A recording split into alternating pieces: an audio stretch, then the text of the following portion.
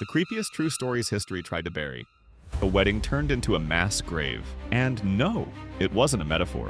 In 1626, Beijing was rocked by one of the deadliest industrial accidents in history. The Wangkongchang explosion obliterated everything within a 2-kilometer radius. Homes, shops, people, horses, gone. And at the center of it all, a government gunpowder storage depot hidden in a densely populated neighborhood. No official warning, no security perimeter. Just tens of thousands of kilograms of explosive powder stored under city streets. On May 30th, the sky quite literally opened. Witnesses reported hearing a thunderous boom, then a pressure wave that tore roofs off houses 20 kilometers away. People disappeared without a trace. Stone buildings were shattered. Some were found naked, their clothes vaporized by the heat. One teenage boy was launched clear over the city walls. Alive? Barely. But here's the catch. No one ever figured out what ignited the powder.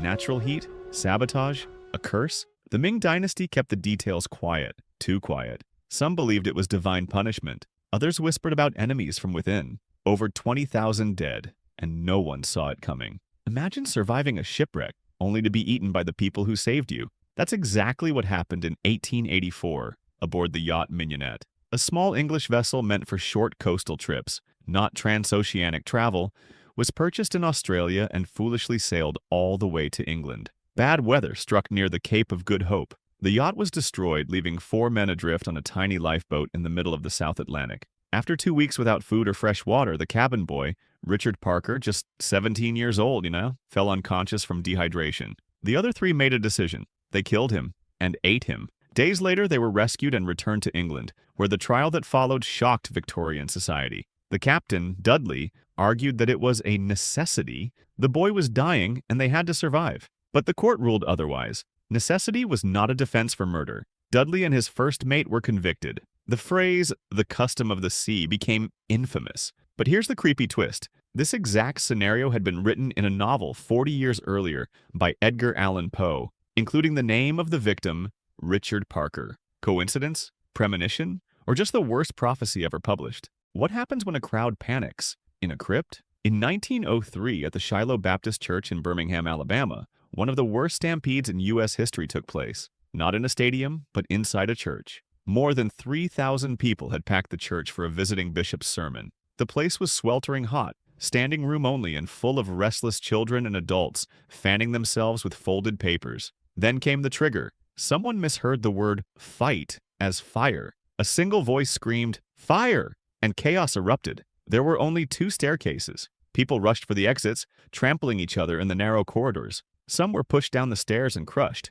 Others were pinned against the doors and suffocated. By the time the panic ended, more than 115 people were dead, mostly women and children. No fire ever happened. Just a single word misheard. But here's the kicker. A week earlier, a fire marshal had warned the church it was unsafe for large gatherings. They never followed up. Can a celebration kill you? It did in 1919. In Boston, Massachusetts, the year had just begun, and people were celebrating. But what no one expected was that an entire neighborhood would soon be destroyed by molasses. Yes, molasses. On January 15th, 1919, a massive steel tank filled with over 2 million gallons of hot molasses, used for making industrial alcohol, burst in the north end of Boston. The result? A wave of sticky, scalding syrup, 7.5 meters high, moving at nearly 50 kilometers per hour, barreled through the streets. It flattened buildings, snapped freight cars in half, and crushed people and horses like insects. 21 people died and over 150 were injured. Many drowned, suffocated, or were burned by the hot syrup. Rescue efforts were nearly impossible. Imagine trying to pull someone out of quicksand made of sugar. Even more disturbing, the tank had been leaking for months and locals had complained about it. The company? They just painted it brown to hide the cracks. To this day, some Bostonians say that on hot days, the air still smells faintly like molasses. What's worse than being buried alive? Doing it to yourself, by accident. In 1884, a French magician named Joseph Boitier de Colta wanted to outdo every illusionist of his time. He'd already invented some incredible stage tricks, but his next act would push the limits of what an audience and a performer could survive. The idea?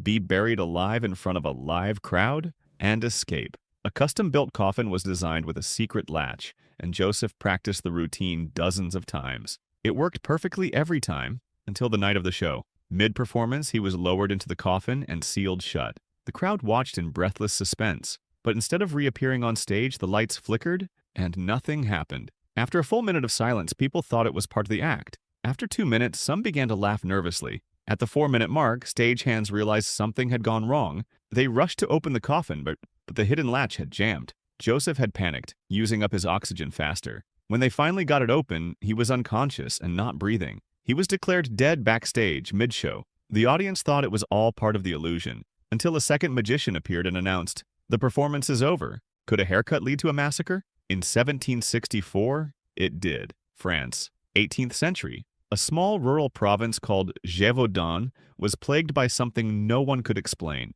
a monstrous beast that stalked the countryside, killing with precision and brutality. Farmers, shepherds, and children were found torn apart in the fields. At first, the villagers blamed wolves, but the wounds were too surgical, too deliberate. Survivors described it as something massive, wolf-like, but unlike any animal they'd ever seen. It walked upright. It ignored livestock. It targeted humans only. Soon, the newspapers gave it a name, La Bête du Gévaudan, the Beast of Gévaudan. Over 100 people were killed. Some were found decapitated. Others had their throats torn out but weren't eaten. It was killing for sport. King Louis XV sent professional hunters, including his own bodyguard, to track it down. They killed wolves, dozens, but the murders didn't stop. Eventually, a local hunter named Jean Chastel shot a massive creature with a silver bullet. That story, true or not, would later inspire the modern werewolf myth. The most bizarre part? In many cases, victims had just cut their hair before being attacked. Locals believed the beast could smell fresh cuts and hunted based on scent. So, next time you visit the barber, maybe skip the walk through the forest. How do you kill 20,000 people with just one room? Ask the Soviets. It's 1940, in the depths of World War II. The Soviet Union had just invaded eastern Poland. Thousands of Polish officers, intellectuals, and professionals were taken prisoner, the elite of the country. At first, they were held in various camps. Then, they disappeared. Where did they go? The answer wouldn't come until years later when Nazi troops, advancing on Soviet territory, uncovered mass graves in the Katyn forest. Inside, the bodies of over 20,000 Poles, hands tied, all shot in the back of the head. Each victim executed with cold, clinical precision. No trial, no warning, no escape. The Soviet NKVD, predecessor to the KGB, had orchestrated the massacre in secret. The executions were industrialized. Prisoners were brought in, one by one, shot in a soundproof room and dragged out the back. Every few minutes, a new body. For weeks, the Soviets denied involvement. They blamed the Nazis. The West, unwilling to antagonize Stalin, went along with it. For decades, it wasn't until 1990 that the Soviet Union officially acknowledged their guilt. And even now, some Russian textbooks still omit the massacre. Could a single photo cause mass hysteria and actual deaths? In 1917, it almost did. In a quiet village in Yorkshire, England, two girls, Elsie Wright and Frances Griffiths, claimed they had photographic proof of something extraordinary. Fairies.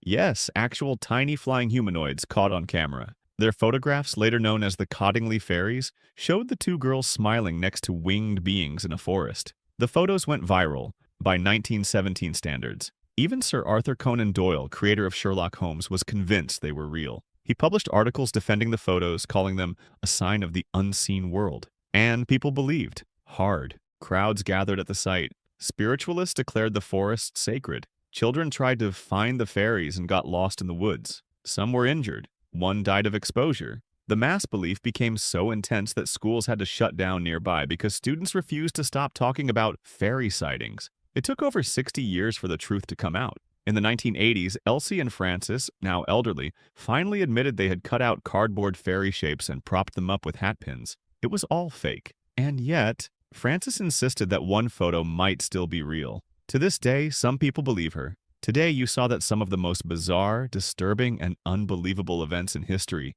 really happened. From fake fairies to state-sanctioned mass murder, reality has a way of being far stranger than fiction. And now I want to know from you, which of these stories blew your mind the most, and why? Let's talk in the comments.